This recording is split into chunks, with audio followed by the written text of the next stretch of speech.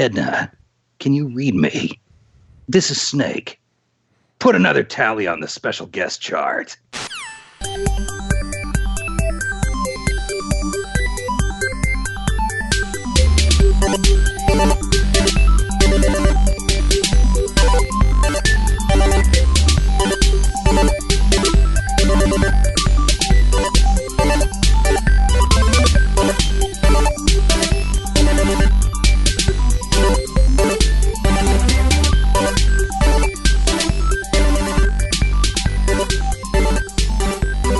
Welcome back to Factory Sealed. It is January 7th, 2018. My name is Eric Peterson. Joining me today, Mr. Mike Tyson.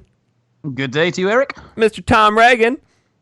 What's up, guys? Mr. Dan Curtis. Day to you, Eric. And guess what? We have a very special surprise guest, Mr. David Hayter. Hey, thank you for having me. We figured if it's the Metal Gear Solid 2 show, we should have Snake himself here to help us out. And just FYI, this isn't us doing stupid accents. That is actually David Hayter. Oh, they know. They can tell. There's no way we could do it that well. Yeah. Well, thank you. Nobody else can. I appreciate it, and I'm looking forward to going back into the colon of Arsenal Gear. I prefer the rectum. The rectum was also quite exciting. Yeah. I Don't always like catch cold while the you're in there. sigmoid colon the best. That's my favorite. Yeah. That game had it all.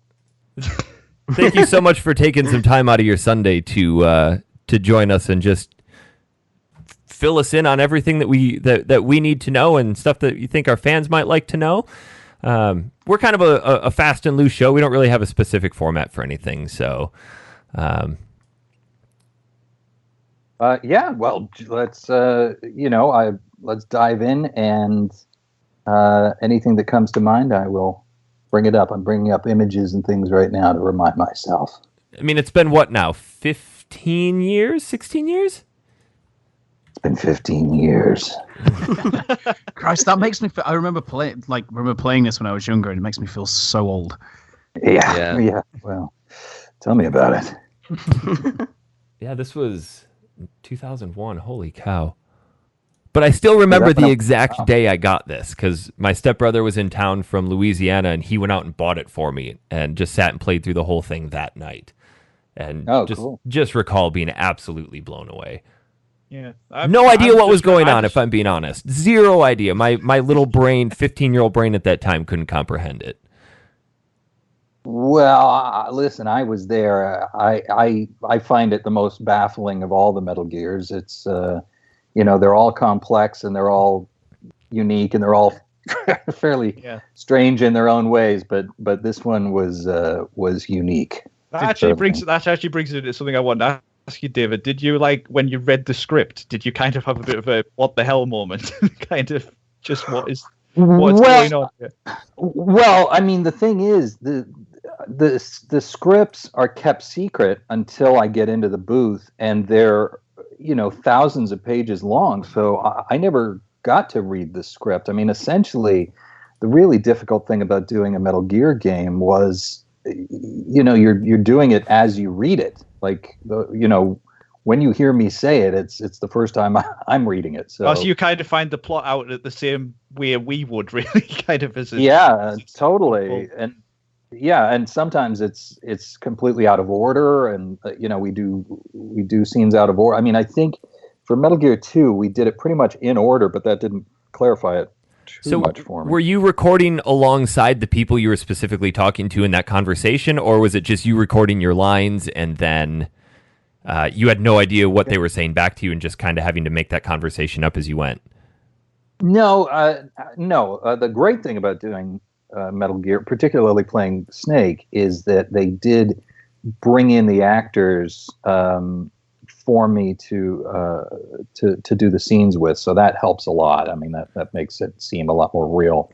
And on Metal Gear 2, I remember we had a booth where you could bring in 3 or 4 different people at the same time. So no, we do the scenes together, but when we did them, it was the first time we were hearing them.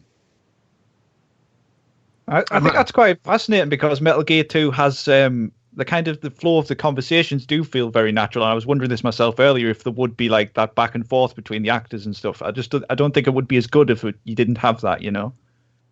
Yeah. So when I do, I play the main, well, not the main, I play the male Jedi player voice for Star Wars The Old Republic. And that is completely out of order. And you don't do it with other people. So you have to kind of make the dialogue sound like you're having a conversation, but you also have to kind of put a neutral spin on it so that whatever the other actor is doing, it won't sound weird, your response. So, and I love those games, but you can tell that there's a different kind of relationship between the actors in the scenes than there is in Metal Gear. Metal Gear, we're actually acting it out like a radio play, and it was pretty cool. Although I believe on the second one, they didn't even give me the video to play to. We were really just doing it to the timing of the Japanese lines. You just watch, the waveform of whatever the Japanese line was, and then you just had to stop by the end of the allotted time. Is that why some things feel a little rushed or cut off? Because I'm thinking particularly with a game like Final Fantasy X, where you can tell that they're really rushing to get through a line. Like, this just kind of feels off. Yeah, I don't know. I haven't played Final Fantasy, but I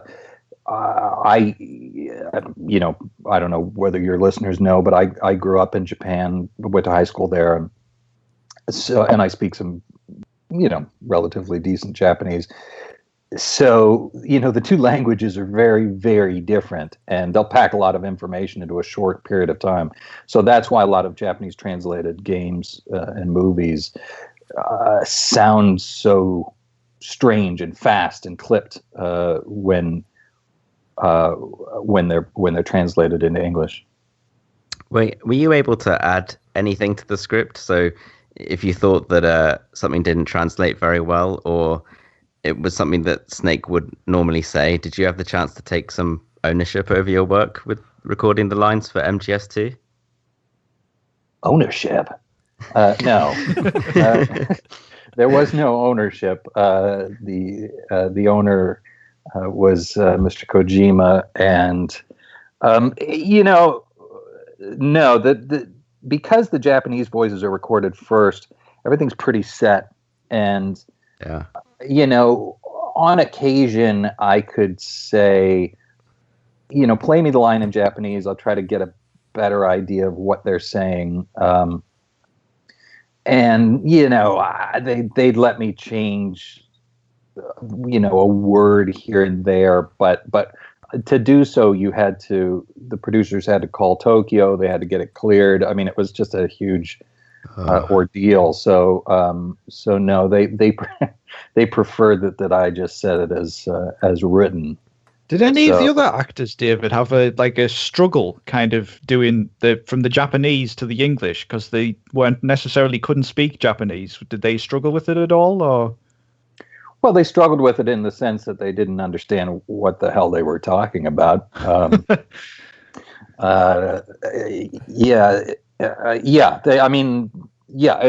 a struggle. I was already. I was ahead of the game because I had also done a few years worth of anime dubbing. So I'd done a lot of Japanese to English translation, voice translations, things like that. And I kind of had a better understanding of the Japanese mindset and storytelling and all of that. And yeah, some of these actors would come in and they just like, what the hell am I talking about over here? And then I'd try to explain it to them. And I remember there was one actor who I really loved and admired. I won't say who it is, but he was like, well, why am I saying this? And I went into the whole I was like, well, look, a Metal Gear is this. And, your character's history said blah, blah, blah, blah, blah. And in the middle of it, he just said, who cares? And I was like, oh, you really kind of hurt my feelings there. Did you find some of the things difficult to explain, like because of how crazy Metal Gear Solid 2 is, when these actors came to you and said, why is this character saying this? And you're like, I can't even explain it. It's mental. Well, by the time we got into the sphincter of Arsenal gear, I was completely lost. I didn't know what the hell. We were as well. Believe me. I felt like I had a better grip on it this time. Yeah, I guess I should go back and play it again. In the middle of it, it was a lot to take in, but and a lot to wrap your head around. So no, there were times when I didn't know where it was going, and plus, the story is intentionally complex and it's intentionally sort of Byzantine, and so that's kind of the joy of Metal Gear as well. The beauty of it that you're in a world that is true to itself, and you don't know what's coming around the next corner. So I think when was the last time you played it? Oh, I don't know. It would have been at least 10 or 12 years ago. Oh wow! Is it weird going back and playing a game that you voice acted in? Yeah. It's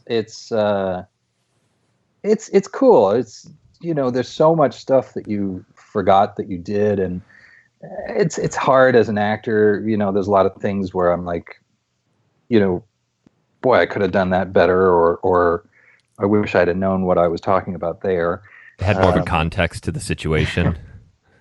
Yeah, yeah, it's a little frustrating because it's not like, if we were doing a movie, I'd get the script in advance, I'd go through the script 100 times, and I'd know how I was going to play everything, and sort of just coming at it off the cuff was, I'm not always happy with the way we did it because we're really just, rushing through thousands and thousands of pages.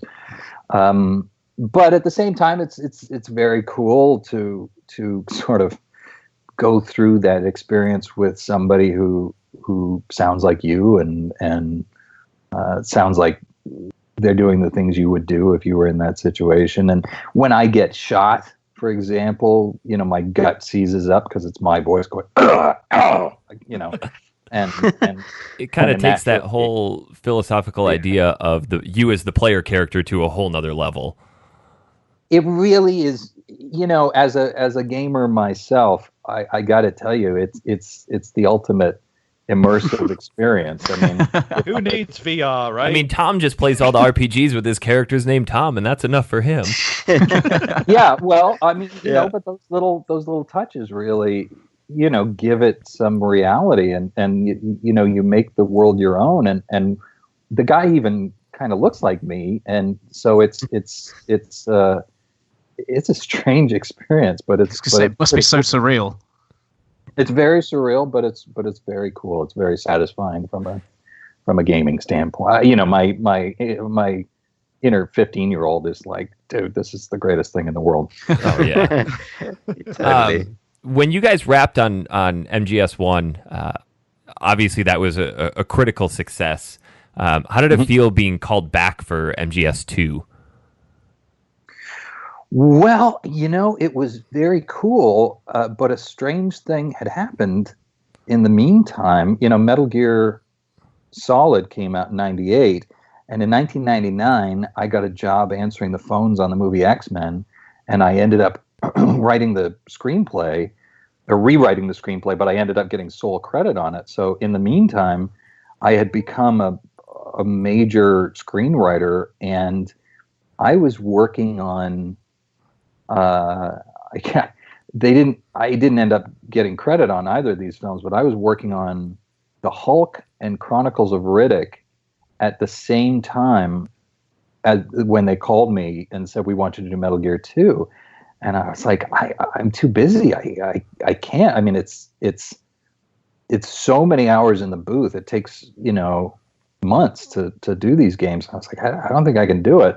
They're like, well, we really need you to do it. And I'm like, well, it'd really be pretty expensive. And they're like, well, that's fine. And so they upped my price, and I managed to squeeze it all in.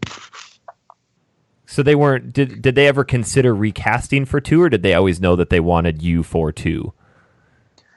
I don't know. I mean, I don't know if they considered recasting me. I think, at various points over the years, they had tried to recast me, and I think they tried to get voice matches. And as you guys clearly know, it's very difficult to replicate my voice. Yeah, we've tried. Yeah. There's only one Solid Snake. There's a lot of detail that goes into it. So, you said that taking it takes a lot of time to obviously do all the recording, everything. Now, Solid Snake's voice is obviously quite low. It's quite throaty, quite grufty. Like, have you ever got like really bad voice fatigue for it? No, not really. I've kind of worked out a way to do it that doesn't kill me. And like I do King Shark on the Flash. Do you really? I love the Flash. yeah. Thanks. Yeah, I do too. And my daughter and I watch it, and then I got cast as King Shark, which is very heavily processed. You can barely tell it's me, but that voice is like, where's the Flash? Like that kind of thing. And if I do 45 minutes of that, my voice is gone for 2-3 days. It really messes me up. But Snake, I can do all day. It doesn't, affect me. In fact, I go to these Comic-Cons and I sign autographs and I do the voice for everybody, and it doesn't hurt me. It's just on every Metal Gear game, there comes a day that they save towards the end where I do all of the impact noises or the screams or getting electrocuted. We were just talking about that. Yeah, and that day is rough. Does it feel really strange to do that kind of stuff, or is it just another part of your day, really? Yeah, I mean it's a strange job, Yeah.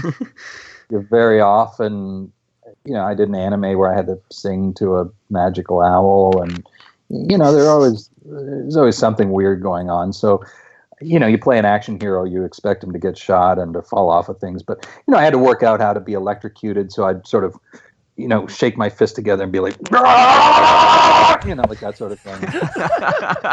I've got a way to kind of indicate, electrical current, and you lose your grip and you fall off a cliff, and that's, its own thing. And so, it's a weird day. I mean, certainly. You have to do 20 impact hits from fights. You have to do 20 light ones, medium ones, heavy ones. You have to do gunshots where you get hit, gunshots where you're fatally wounded. It's a rigorous day of recording. How did it sort of feel to?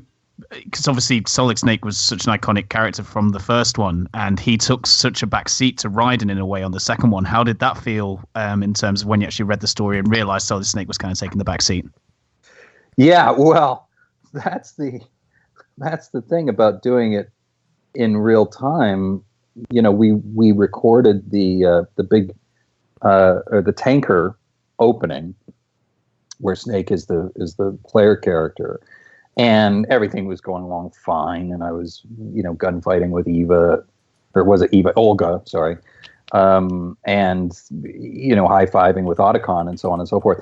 And then we went to the big shell, and suddenly Quentin Flynn was doing these things, and I had dialogue where I had to tell him how to play, basically, hit the control button, and press triangle or something to do this. And I was like, I got a few lines into it, and I said to Chris Zimmerman, the director, I was like, what's happening here? Why is he pressing buttons when I'm the player character? And they said, oh, well, for the second half of the game, he's the player character and you're kind of advising him. And I was like, what the hell? And I remember being gutted when I got to the second part of that game as a kid. I'm like, I don't want to play as this guy. I want to play as Snake. It's And then- interesting that David's reaction kind of parallels how most gamers felt when they got to play as Ryden. Well, Yeah. not only that, but I actually said to Chris and to the producers, I was like, I don't think people are going to appreciate this. They kind of don't. They want to be Snake and be the badass, and they're like, well, game's already made, so shut up. Yeah. Like, oh, okay, we'll see. And so yeah, no, I was concerned about it myself. So that kind of ties into one of our listener questions. We always post out something on our Facebook group about the game for the week. And David Merkel wanted us to talk about what's everybody's opinion on Ryden, since he is technically the main character of this game. What are your thoughts on Ryden? Well, look, I love Ryden. I love Quentin. He's a good friend and a really great actor. I have some specific theories about Ryden. I think, and none of this is based in any conversations with Mr. Kojima.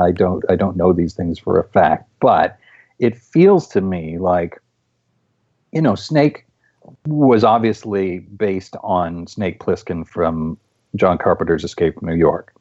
And I think it was Mr.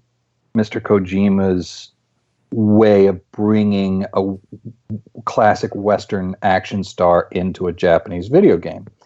And Ryden, I think, kind of, like I say, this is my own theory, but I think Ryden kind of represents Kojima. I think that's him. And, he was a quieter guy. He was, he's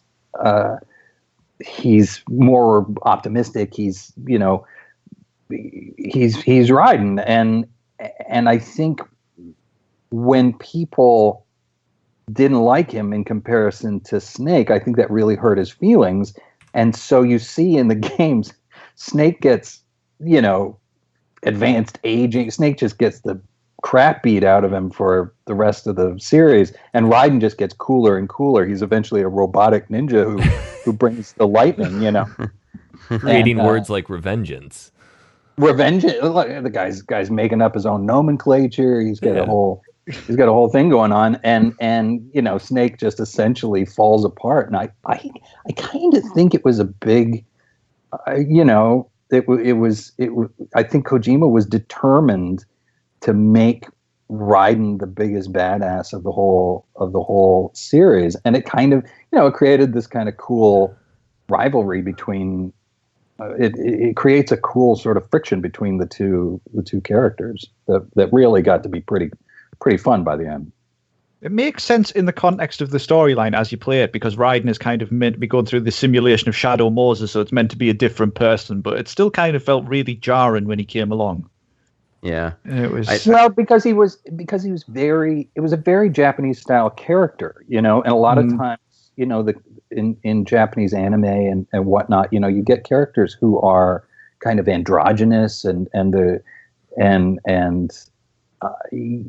that's just a thing that occurs in anime. And I think for Western audiences, it was like, who's this guy and why does he have this blonde hair and so on and so forth? And then Kojima really made him into a lightning bringing badass cyborg ninja. I think it was in the context of Metal Gear 2, though. It was so jarring because up until now, every character that was in this series was just rough and tumble and really an intense character. And now suddenly you have this blonde hair, blue-eyed, high-pitched, whiny voice guy who's just kind of the complete opposite. Yeah. Well, I think it was slowly transitioning from an adaptation of a classic Western action story to more of a nuanced Japanese presentation. And if you watch any anime, those worlds are they're strange and they're unique and they're elliptical and they're very Japanese. And I don't say that in any pejorative sense. I love them. It's just it can be jarring for Western audiences to sort of.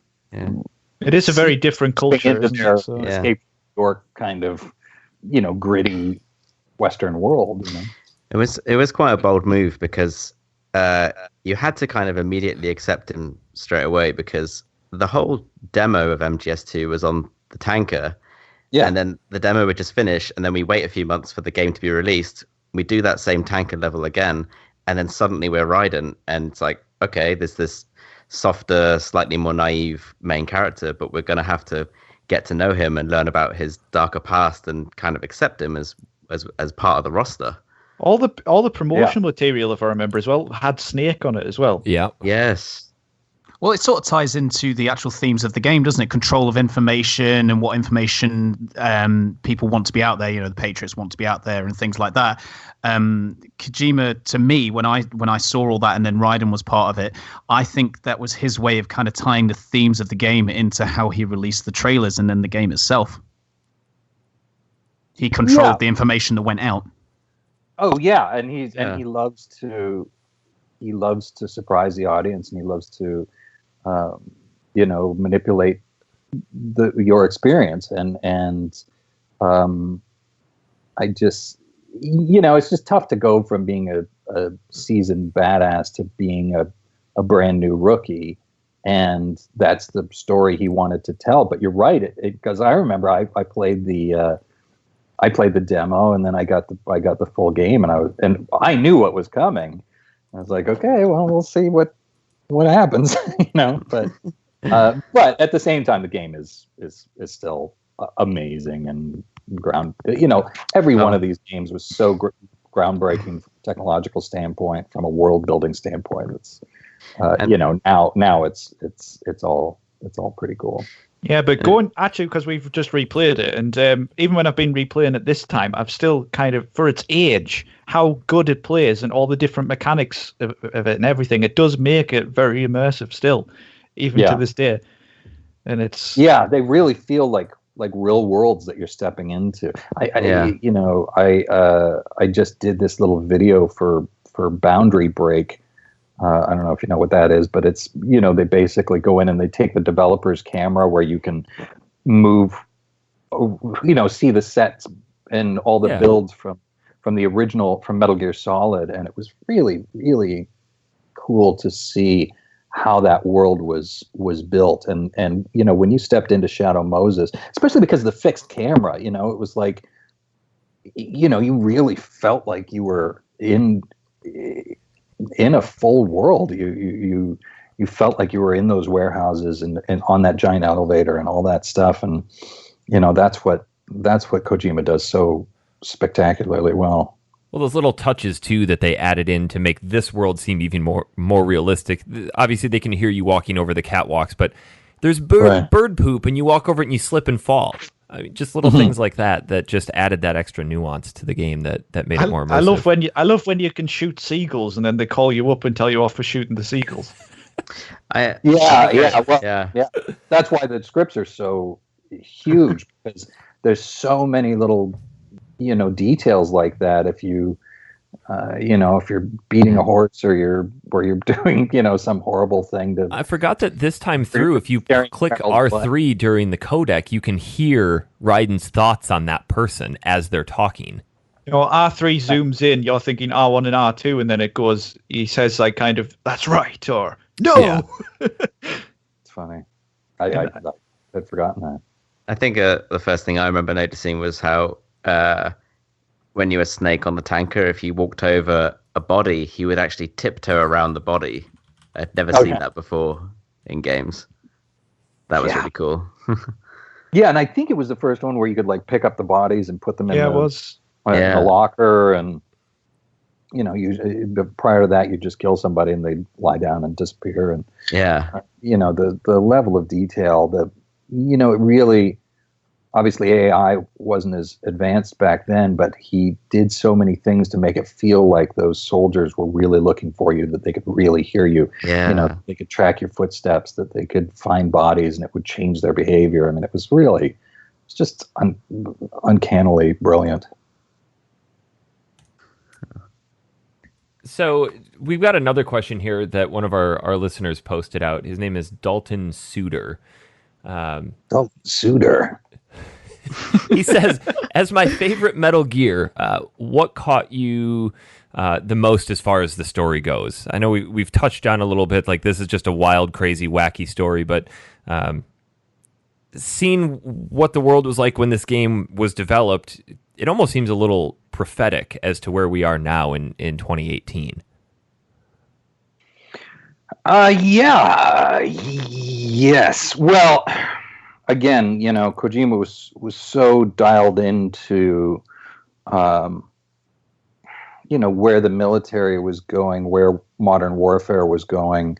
I think, the concepts regarding AI and virtual worlds, the concepts of military use of hacking and computers and all of that really struck me as pretty prophetic.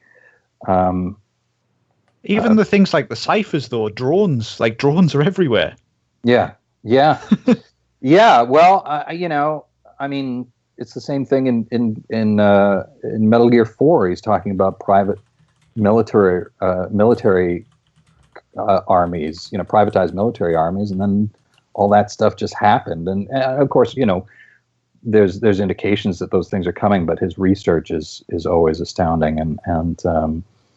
But honestly, Metal Gear 2 was so long ago, and I had a lot of trouble understanding it. I don't really recall too much. I think the one thing that caught me the most was 2017. Arguably, one of the biggest upticks was fake news, and right. They almost address this exact thing specifically in the game towards the end when they say what we propose to do is not control content but to create context, which is very creepy compared to what we've been dealing with the past year, especially surrounding presidential election and politics and stuff like that. So that's what hit me the most playing through the game this time, was just how relevant this has become despite being 16 years old. Yeah, well, like I say, I mean, the man is obsessively dialed into what's happening with modern warfare and the manipulation of the public. I mean, he's a brilliant guy. Was this your favorite Metal Gear to work on, or do you have a favorite? Yeah, no, it wasn't, because I wasn't the lead character all the way through. So not to be whiny and Ryden-like about it, but I really liked it when Snake was handling the thing. Plus, his mullet was a little extreme. It was quite extreme, wasn't it? It's extreme. I'm just looking at a picture right now. He had a different mustache in this one too. He is business in the front and way party in the back. I love the little Easter egg, right? I think it's only on hard mode, but you can find a shaver which Ryden actually gives to Snake after he first meets him, and then the next time you see Snake, he shaved his beard off. Oh, is that right? Yeah. Right. When he finally appears in the in his normal outfit at the end, he's not got a beard. That's very. So you just find a shaver just behind some pipes at the start of the plant chapter. It's just, why is this here? Right. Right. Then Ryden just goes out. Oh, Snake gives Ryden a gun, and Ryden gives Snake a shaver. It's like, what is going on? Why don't you have a shave, Snake? That's my Ryden. Brilliant. So I gotta say, I think this one was the hardest one to work on because we didn't get to see the visuals while we were doing it. When Metal Gear 3, when Snake Eater rolled around, I said, look, we really need to see what's happening on screen.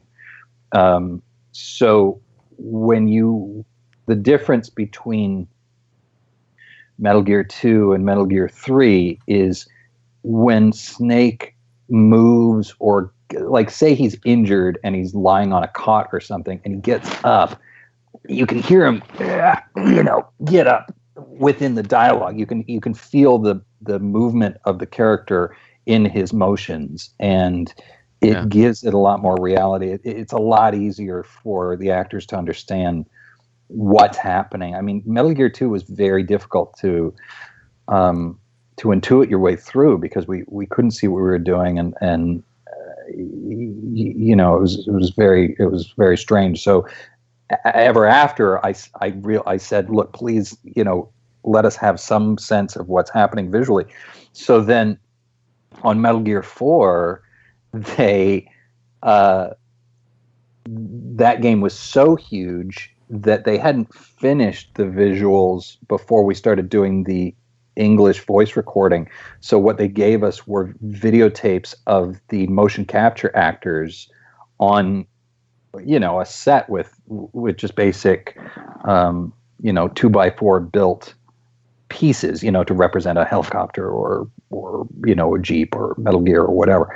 So we could see the motion of the actors climbing up onto things or whatever, and particularly in Metal Gear 4 because he was aging, you know, it was tough for him to move, and so when he'd climb up it'd be like, ugh, you know, that sort of thing. But we're watching, you know, it's all Japanese actors in the ping pong ball suits, you know, the motion capture suits. So it was very, very funny.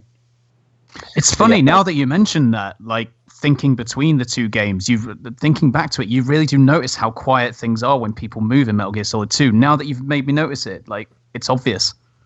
Yeah, because we don't know what's happening, and sometimes, you know, it's like sometimes he's got, you know, like a really annoyed or intense look on his face, and the delivery is calmer than it should be because I can't see what he's doing.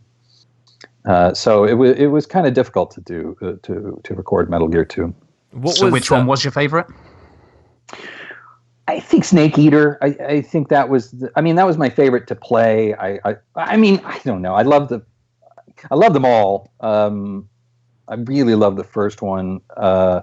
But Snake Eater, just the world, the retro feel of it was amazing. The you know, the experience of recording it was really, really cool. Like we kind of had it together by then and knew what we were doing, and so that may have been my favorite experience. But you know, Metal Gear 4 was really cool. Metal Gear 4 took us 9 months to record. I'm not surprised. It has a lot of dialogue.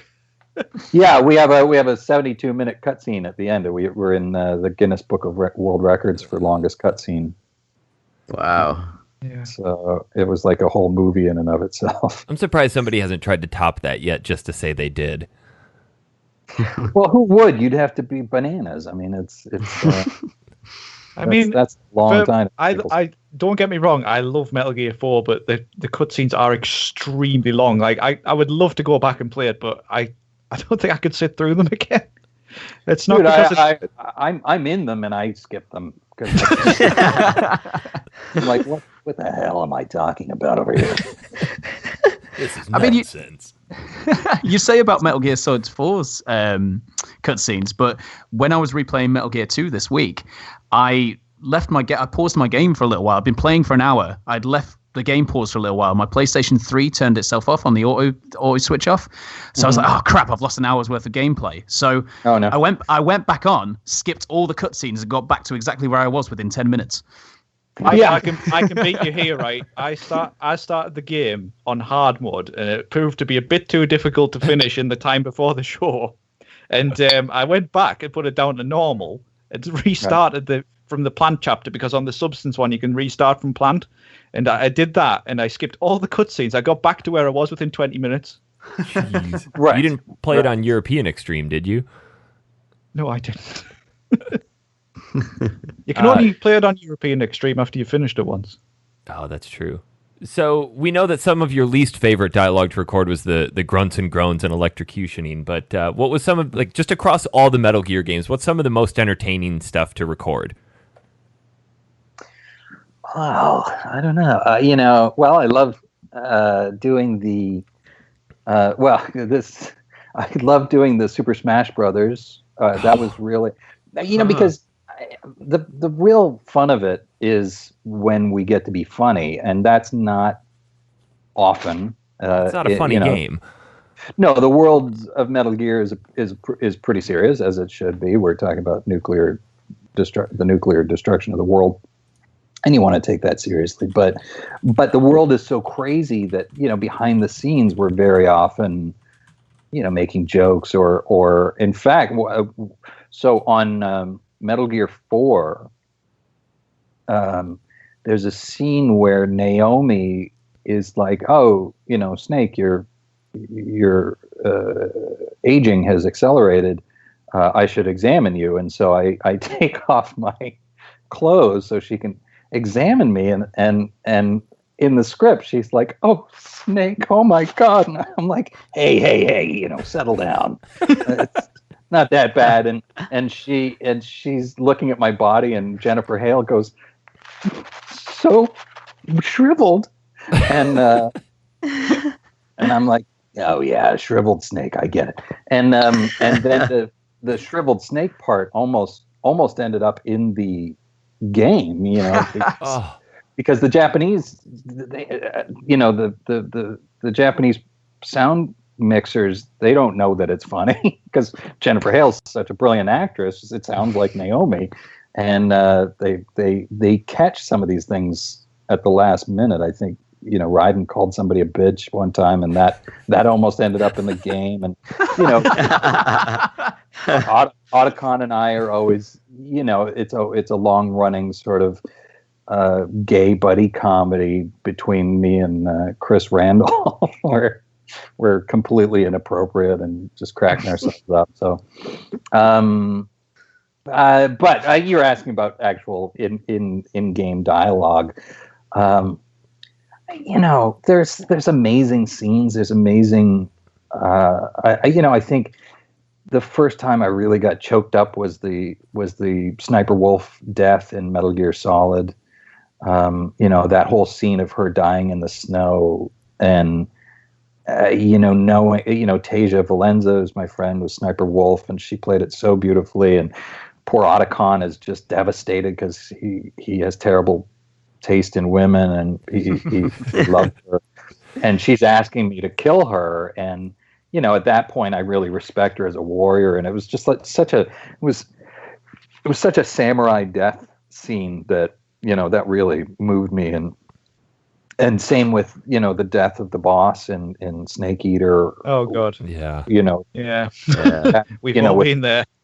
Yeah, with Laurie Allen, and she's so compelling, and the scene was so beautiful, and that we actually did to the visuals, with all the flowers, the white blossoms, blowing everywhere, and so that was really really moving. And I don't know, it's a joy. You get to work with all these amazing actors, and everybody brings in their own thing. And Jim Piddock as Major Tom, working with that guy, he's just such an incredible British character actor. And it goes on and on. It was like, I don't know, 12 years of just amazing experiences. Do you have like a favorite character other than Solid Snake out of all of them? I have a ton. I mean, I love Meryl. Debbie Mae West is Meryl. Although I'm really annoyed that she ended up marrying Johnny Sasaki. Like, come on. I know. What was that about? I've been through a lot. Well, it kind of backs up my theory that I think Kojima got a little bitter towards Snake at the end, and really, really put him through hell, and didn't let him end up with the girl, and he had to crawl through a microwave tunnel, and ended up dying alone on his ranch. But that's fine. That's what heroes do. But I love, I don't know. I love Drebin. I love the monkey. The monkey, by the way, was. You remember Drebin? I forgot about Drebin. Yeah. Drebin, Kari Payton. I don't want to get this wrong. Kari Payton. Kari Payton. I don't know. Oh yeah. So Kari was Drebin, and I don't know if you know who that is, but Kari Payton is now King Ezekiel on The Walking Dead. Oh my god! Oh, really? No way. Yeah, so he came in and did Drebin, and he's amazing. He's not only amazing, but if you watch King Ezekiel, you get the sense he is the nicest man in the world. I mean, he's just so cool and badass, but at the same time, he just loves everybody, and he's amazing. So, we got to do a bunch of work together, and then, and then we were at a dinner after he had been cast in Walking Dead, but before it came out, and he was like, "So I got a really good part." And me being a experienced Hollywood cynic, I was like, "Oh, that's great. I hope the show goes." Yeah. He goes, "No, it's going." And I'm like, "Yeah, that's great." And then Jennifer Hale goes, "It's The Walking Dead." And I was like, "Oh, that should be fairly successful." I've heard of that one. That definitely yeah, exactly. And so, my friend who nobody knew all these years, we meet at Comic-Cons, and now he's just hugely famous, and he's still just the sweetest guy. And so so that was pretty amazing working with him, and I don't know, there was Eva, who people still don't know who that really was, and that was pretty amazing to work with her, because I know who it was, and I'm not allowed to say, just to torture you all a little further. Oh, no. Yeah, I mean, that's the beauty of Metal Gear. We got really, really top shelf actors to play these just remarkably rich and well developed characters. I think as a series, though, too, it really put voice acting in video games on the map. Yeah, well, it was so cinematic, and clearly, Kojima's love of movies is very, very clear, and to this day, I mean, I do other games, and there are cutscenes, but there's still nothing like the scope and complexity of the cutscenes in Metal Gear. That's what makes it Metal Gear. Does Kojima write it all himself, David? I don't know. I think so. It must take him so long. Who else could? I know, right? I mean, it's possible that he's got other writers that write for him, but in the end, the voice is so singular and so true to him that if he does have other writers, I'm sure he goes over it again and again and again in rewrites. But I don't know offhand. Was it weird to redo the same lines again for the GameCube version of Metal Gear Solid? It was weird. Do you know why we did that? I remember talking with you about this on our last show. There's something about the sound card audio? in the GameCube. Yeah. That's exactly right. The sound card was better in the GameCube than it was in the PlayStation 1. And we had not recorded the first game in a studio. We recorded in a house in Hollywood where the living room had sort of been converted into a studio, but it wasn't soundproof. So when the dialogue was played back on the GameCube, you could hear the traffic outside. You'd hear motorcycles pulling up to the stop sign right outside the house. And Tom, it wasn't done in your flat, mate, was it? Yeah. Yeah. Well, I mean, I can tell you where it was.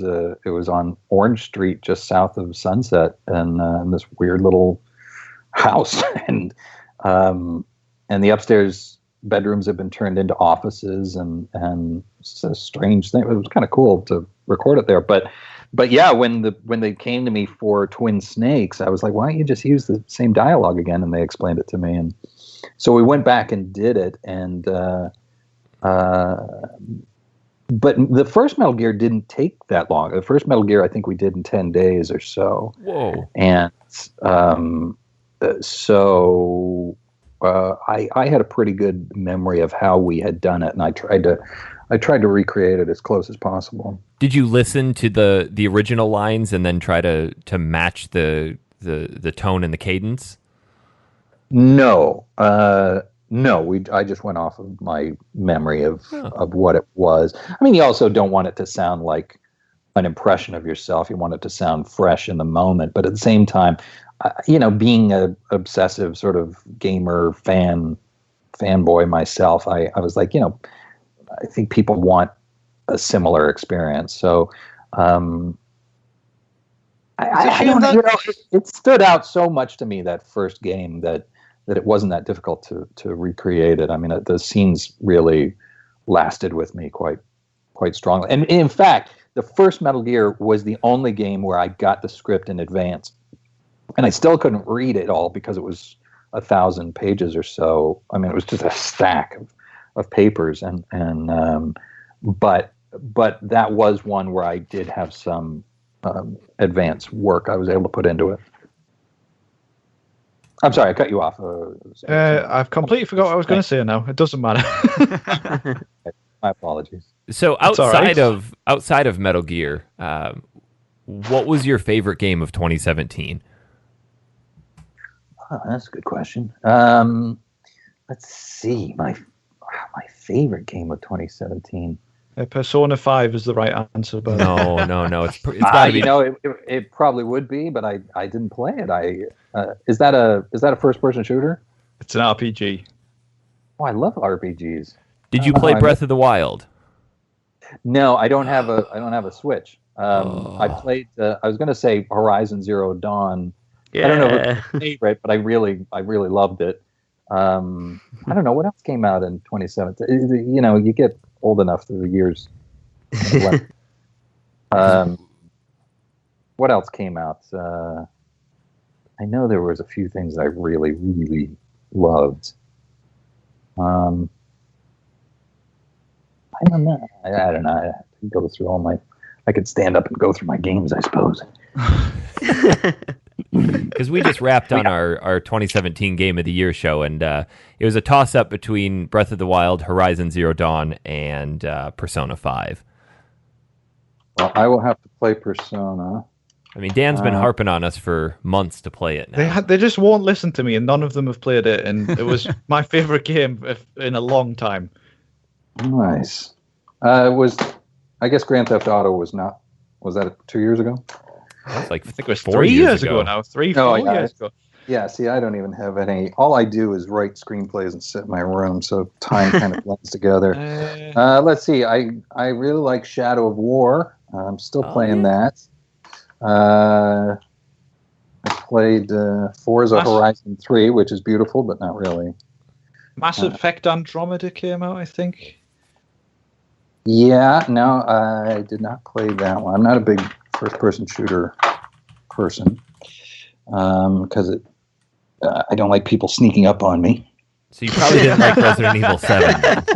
Hey, as long as you've got a cardboard box, you should be all right. Well, yeah, exactly. Without my box, I feel lost. Do you have a cardboard box replica in your house? People give me so much Metal Gear stuff. I asked not to, but no, I don't have the box. On my shelf, I'm looking at a Calorie Mate.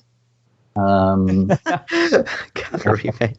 Bunch of Snake toys that my daughter's always playing with. Oh, I have some fan sent me a full-sized replica, like an actual working air gun of the SOCOM silence. My God, so cool! Which is really badass. If you look through the pictures on my Twitter back earlier in the year, I've got a photo of me with it. It's really, really cool. So yeah, I get some cool stuff given to me. I think just as a side note, David, I could never get bored of hearing you do the Snake voice. Well, thank you. Is your wife a fan of the voice? She is. Oh yeah. I mean, I don't want to get too personal, but I can't say it hasn't done me right in the past.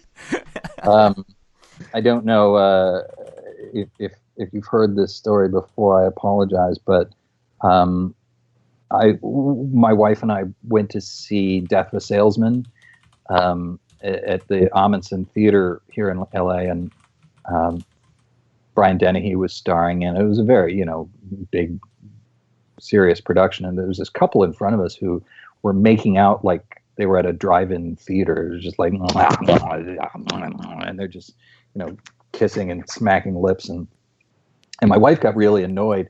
And, I'm a pretty calm person, but when she gets annoyed, I get annoyed. So, so I leaned down into this guy's ear. He was right in front of me. And I put my lips like a centimeter from his ear. And I said, "Get a room." And, and he nearly leaped out of his chair. And then she was like, "I want to make out some more." And he's like, no. Just, she didn't hear me. Nobody heard me but him. And it just like echoed through his head, I'm sure. And oh my God, that guy's probably still having nightmares right now.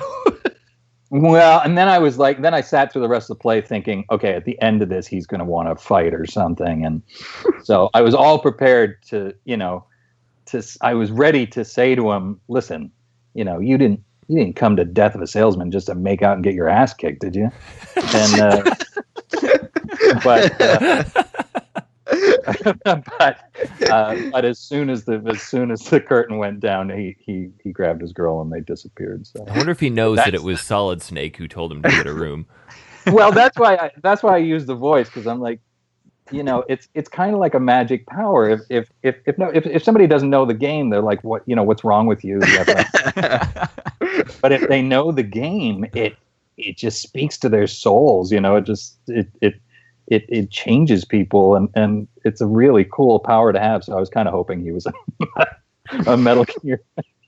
That's awesome. That's so funny. My favorite use of the voice in real life. Well, I'm looking at the top games of 2017, and I have to. Nier Automata. Good Maybe choice. That might have been my favorite, most beautiful, coolest, most original game I played this year. I told you guys, it was on my list again, not on any of these. Oh, it's really something else, that game. It was really cool, and you can't really put into words what it is about it, can you? But it's one of these games that's just so good. Well, I mean, it's so Japanese and it's so anime inspired, and yet it's done in this kind of A-level production.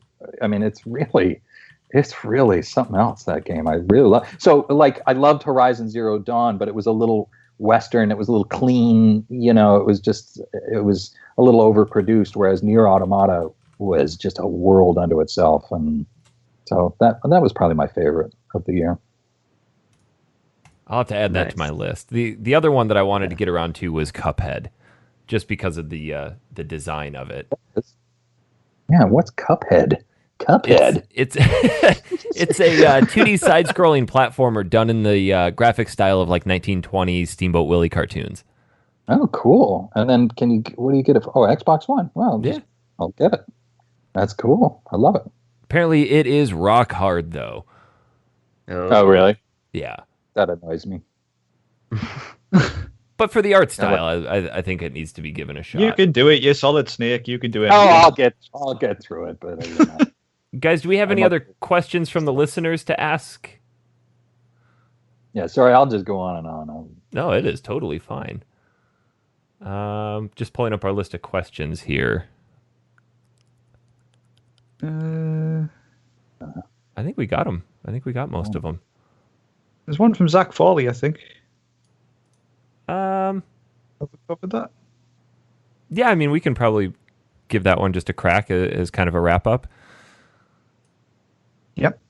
Go for it, Dan. Go for it. Oh, sorry, I haven't got it up. So, a listener called Zach Farley is question is.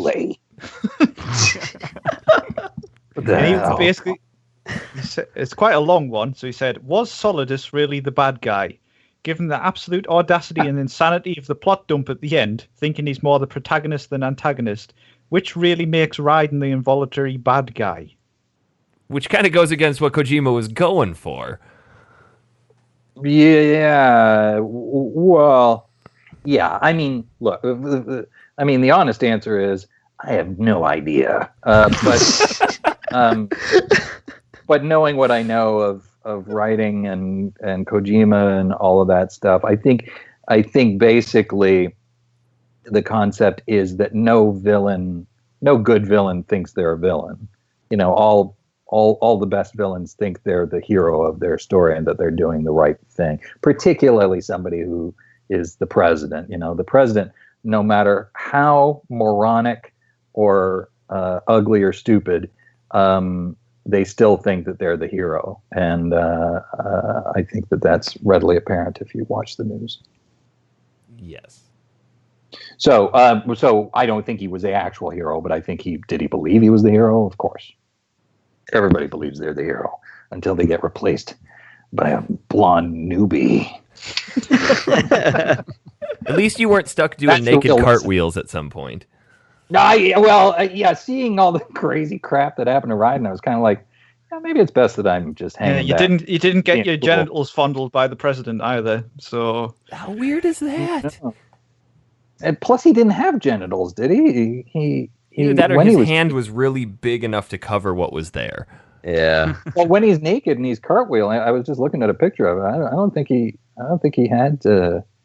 I think it was like the USS Callister. They had no big bone, and that's it. it was really interesting at that time because in the cutscenes and stuff of that section, the cameras are placed or the people's heads are placed in such a way that you can never see anything. Ocelot's head will be in the way of Ryden's junk and stuff. So here he is flipping over. He's got his hands in front of his non-wiener. I don't think he had a wiener, but yeah, it looks like they. Oh yeah, oh there he is. Yeah, no, I've got a GIF here of him spinning around, and yeah, he's got no junk. Mystery solved. So then why bother covering it up? Well, wouldn't you? I mean, good point. You don't want everybody to know that. He's got to keep a secret from Rose. Yeah, I have to cover up my giant penis, and then it's like, no, you don't. There is none. To play devil's advocate a moment, though, in defense of Ryden, I mean, because I like him either. I remember back when MGS2 first came out, I remember reading, it might have been an interview with Kojima, I'm not sure, but I remember reading something about the actual legend of Solid Snake. Obviously you played as Solid Snake in Metal Gear Solid 1, and if you were crap at the game, he didn't really seem like such a legend because he'd be constantly getting caught, getting killed, etc., etc. Sure. But I remember reading something, and it was something to do with if you see Solid Snake from a different perspective, from a different character. And I mean, Ryden is almost is portrayed as a rookie, isn't he, at first? And you see Solid Snake and you hear the legend. The legend feels bigger. And I think that worked. The legend feels bigger than the man actually is?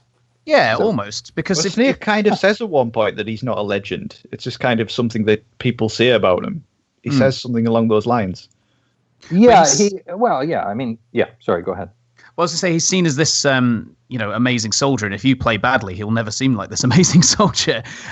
So being able to see him from that other perspective, actually, how people talk about him seems real. Yeah, well, absolutely. It has that effect, and even if you just look at it from a story perspective, I think, I think the larger point about being a soldier is, people say you're a hero. People say, thank you for your service, and they admire what you've done. And I think it's pretty universal for soldiers that they don't take a lot of joy in what they've done, and there's a lot of conflicted feelings about it. And I think, if a soldier was constantly being told, oh, you're a legend on the battlefield or whatever, it's like, it's amazing to me, but most soldiers don't want to talk about it at all. And, it's such a personal, painful thing that perspective of heroism doesn't enter into it for the individual at all. So, but yeah, if you're a crappy player as well, it works from that perspective too. Did I stun you all into silence? You did. Lord. Didn't need the colonel to tell you how to equip that silencer. That's right. Press the action. Mike, that was the perfect time for your Russian soldier. Nothing here. Nothing here. It's a box. Well, I know we've kept you a lot longer than initially anticipated, and we definitely want to thank you for taking the time to chat with us. My pleasure, Jim. Is there anything else you can add or that you'd like to share about the beauty of Metal Gear Solid 2 before we wrap up? Is there anything else I'd like to add? I think it would be cool for people to revisit the game. As you say, I think the gameplay holds up to this day. I think the concepts are as relevant as they were when they were written, and I think there's a lot of amazing performances that are pretty cool to re-experience going back in. And plus, I think it's easier now to understand who Ryden is and maybe give him a second chance.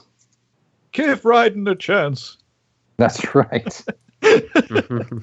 The poor guy's going to get his lower jaw pulled off at some point. So, cut him some slack, man. Doesn't he get all of his body taken off apart from a tiny bit? Yeah, I'm looking at Revengeance. He's got kind of some of his face left, and he's got his hair. I think the rest is pretty much replaced. Is there anything that you're working on right now that you want to give a quick plug to?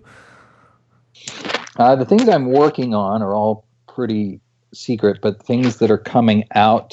So I did a little Canadian sitcom, first episode of a show called Fair Trade, F-A-R-E, Trade, on www.bunzlife.com, B-U-N-Z life.com, and check that out. It's like an 12 minute sitcom pilot in which I am hilarious.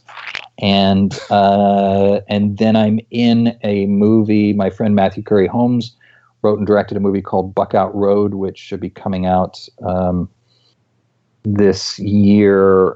It's a horror movie, and I play a police detective who's very often beating up young people. So that was pretty satisfying, and true to my character. And keep an eye out for King Shark, and I've got a few cool things coming out this year.